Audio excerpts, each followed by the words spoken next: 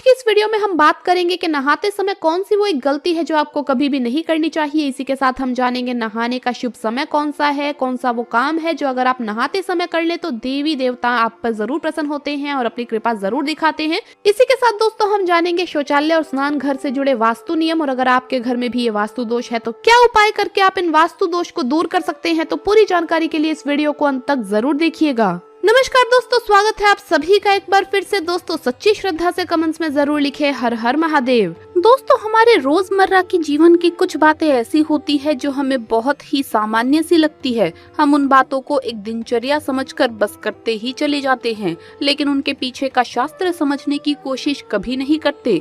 यदि गहराई से देखा जाए तो हम पाएंगे कि हमारे पूर्वजों ने हमारे ऊपर जितने भी संस्कार किए हैं या हमें जो भी आदतें डाली हैं वो सभी हमारे लिए बहुत ही लाभदायक होती है। नहाना भी हमारे लिए रोजमर्रा का एक बहुत ही जरूरी कार्य होता है और स्नान करने से होने वाले फायदों के बारे में हम सभी जानते हैं। हमारे शास्त्रों के अनुसार स्नान करना एक महत्वपूर्ण और उत्तम कार्य होता है, लेकिन क्या आपको पता है कि स्नान करने का भी एक सही समय और सही तरीका होता है। जी हाँ, हम अक्सर अपनी इच्छा और सुविधा के अनुसार दिन में कभी भी किसी भी समय नहा लेते हैं, लेकिन हमारी ये आदत बहुत ही गलत होती है। इससे फायदा कम और नुकसान ज्यादा होते हैं। हमारे महान पुराणों में से एक गरुड़ पुराण में हमारे जीवन के प्रत्येक छोटी बड़ी बात के बारे में बहुत ही महत्वपूर्ण ज्ञान दिया गया है। आज हम देखेंगे कि गरुड़ पुराण के अनुसार और हमारे अन्य शास्त्रों के अनुसार स्नान करने के लिए कौन सा समय सर्वोत्तम होता है और स्नान के क्या नियम है। लेकिन उससे पहले आपसे रिक्वेस्ट है कि वीडियो को लाइक करें, अपने दोस्तों के साथ शेयर करें, और अगर आपने अभी तक चैनल को सब्सक्राइब नहीं किया है तो सब्सक्राइब करके बेल आइकन जरूर प्रेस कर लें। दोस्तों नंबर 1, आपको बता दें कि सुबह 8 बजे के बाद स्नान करना हमारे शास्त्रों में सही समय नहीं माना जाता। इस समय वातावरण में दिव्य शक्तियां बहुत कम होती है, इसीलिए मनुष्य में उत्साह और ऊर्जा की कमी दिखाई देती है, जिससे वो दिन भर आलस का अनुभव करता है। पूरे दिन शरीर में सुस्ती भी रहती है और किसी भी काम में मन नहीं लगता। इसीलिए 8 बजे के बाद कभी स्नान नहीं करना चाहिए। जो भी महिला 8 बजे के बाद स्नान करती है उसके जीवन में सदैव दुर्भाग्य बना रहता है और घर से ही सुख समृद्धि चली जाती है। दोस्तों शास्त्रों के अनुसार 8 बजे से पहले स्नान करना बहुत ही शुभ फलदायी होता है, लेकिन किसी कारणवश अगर आप 8 बजे के पहले स्नान ना कर पाए तो कम से कम दोपहर 12 बजे से पहले स्नान जरूर कर लेना चाहिए, तो ही स्नान का फल मिलता है। 12 बजे के बाद किया गया स्नान दानव स्नान की श्रेणी में आता है। ये स्नान का फल आपको नहीं मिलता, बल्कि इससे आपके ऊपर नकारात्मकता का प्रभाव हावी हो जाता है। इसी के साथ नहाने के पानी में ये उपाय कर लें तो बहुत ही शुभ होता है। नहाते समय 1 चुटकी नमक डालने से आपके आसपास सकारात्मक ऊर्जा बनी रहती है, जिससे आपके रुके हुए कार्य पूरे होते हैं। नंबर 2, खाना बनाने से पहले नहाना। कहते हैं कि शरीर को सबसे ज्यादा एनर्जी भोजन से ही मिलती है और वास्तु भी यही कहते हैं। इसके अलावा वास्तु के नियम के अनुसार ये अत्यंत आवश्यक है कि आप खाना बनाने से पहले नहा लें। नहाने के बाद खाना बनाने पर खाना ज्यादा स्वास्थ्यवर्धक और सकारात्मक ऊर्जा से भरपूर हो जाता है। इससे यही खाना आपके लिए ज्यादा पोषक भरा रहेगा। नंबर 3, संध्या काल और रात्रि के समय भूल से भी नहाना नहीं चाहिए।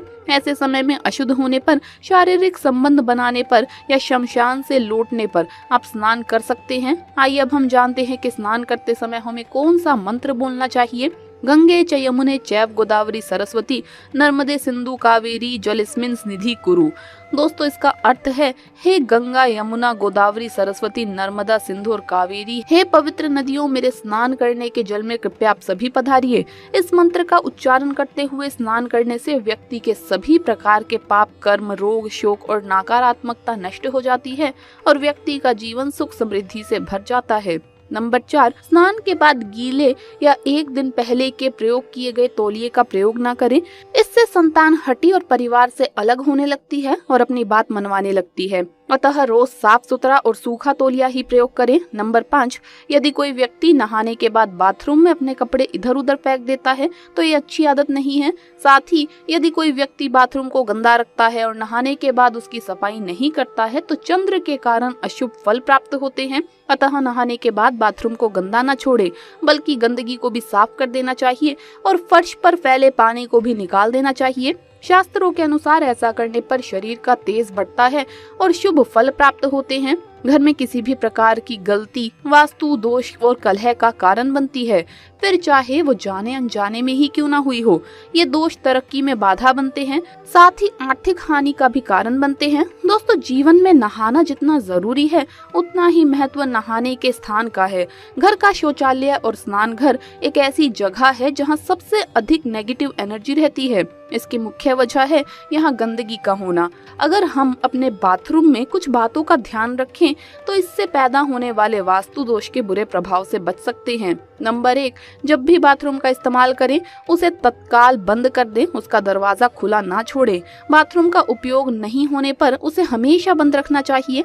खुला रहने से इसकी बदबू घर के अन्य कमरों में आती है और साथ ही ये ढेर सारी नकारात्मक ऊर्जा लेकर प्रवेश करती है, जिसका बुरा प्रभाव घर के सदस्यों के ऊपर देखने को मिलता है।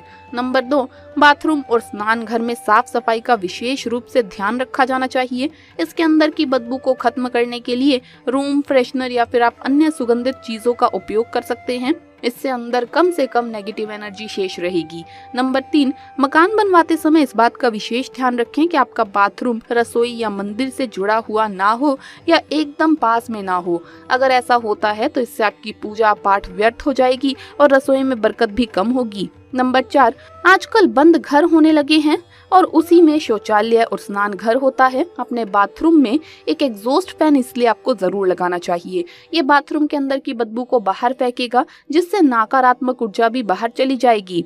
दोस्तों, नंबर 5, वास्तुशास्त्र में बाथरूम में आईना प्रतिबंधित किया गया है। अपने शौचालय में भूल कर भी कोई भी आईना ना रखें, इससे परिणाम उल्टे मिलते हैं। नंबर 6, अगर आप नए घर का निर्माण कर रहे हैं तो घर की पूर्व दिशा में स्नान घर बनाएं, जबकि दक्षिण दिशा में शौचालय बनाएं। नंबर 7, बाथरूम और स्नान घर में यदि कोई नल ठीक से बंद नहीं होता है और लगातार टपकता रहता है तो इसे तुरंत बदल दें। ये अशुभ होता है और हानिकारक भी साबित होता है। नंबर 8, शौचालय में जब आप टॉयलेट सीट पर बैठे तो आपका मुख पूर्व दिशा में नहीं होना चाहिए। ये सूर्य की दिशा होती है। मल त्यागते समय इस दिशा में बैठना ठीक नहीं माना जाता। नंबर 9, यदि बाथरूम का दरवाजा टूटा हुआ हो या उसकी कुंडी ठीक से नहीं लगती हो तो उसे तुरंत ठीक करवा लें। टूटे फूटे या दरारों वाले दरवाजे लगाने से भी नकारात्मक ऊर्जा बढ़ती है। अगर आपके शौचालय या स्नान घर का निर्माण बताई गई दिशा में ना हुआ हो तो आपको वास्तु दोष दूर करने के लिए ये उपाय जरूर कर लेना चाहिए। इस तरह के दोष को दूर करने के लिए शौचालय में शीशे की कटोरी में नमक भरकर रखना चाहिए और सप्ताह में एक बार इसे जरूर बदल लें। इसके अलावा आप ये उपाय भी कर सकते हैं। घर में उत्तर पूर्व दिशा में शौचालय और स्नान घर है तो बाहरी दीवार पर उत्तर दिशा या पूर्व दिशा की ओर एक आईना जरूर लगा लें। दोस्तों, शौचालय और स्नान घर का दरवाजा हमेशा बंद रखें, साथ ही दरवाजे के ठीक सामने आईना ना लगाएं। तो दोस्तों, आपको ये वीडियो कैसा लगा हमें कमेंट्स में जरूर बताएं। इस वीडियो को लाइक करें, अपने दोस्तों के साथ शेयर करें और अगर आपने अभी तक चैनल को सब्सक्राइब नहीं किया है तो सब्सक्राइब करके बेल आइकन जरूर प्रेस कर ले। जल्द मुलाकात होगी अगली वीडियो में। तब तक के लिए सभी भक्तों को हर हर महादेव।